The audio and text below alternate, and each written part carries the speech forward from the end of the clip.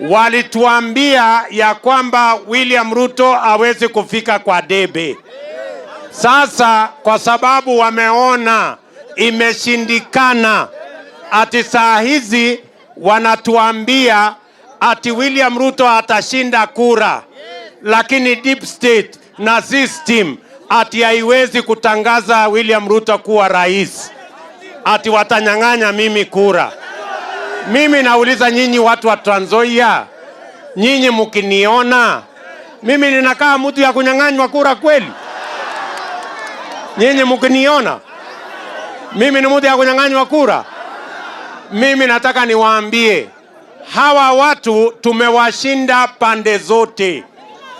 Tuko na sera hawana, tuko na mpango hawana, tuko na chama hawana.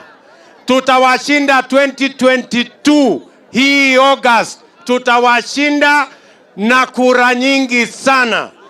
The people of Kenya kwa tarehe 9 mwezi wa 8 mwaka huu, sio mwaka mwingine, watachagua rais wao, na rais huyo hatakuwa kibaraka ambaye anasukumwa na mabwenyenye ama kwamba anaappointiwa kwa boardroom. Atakuwa ni William Samoei Ruto. Tunataka uongozi wa chama inaunganisha Kenya yote, si ndio? Inaunganisha. Huyu ametuongoza kushikanisha nini? Nchi yetu yote ya Kenya. Jamna hiyo, chama ambaye haina ukabila, haina chuki, inaunganisha mpaka masikini, tunakuwa kitu moja, si ndio?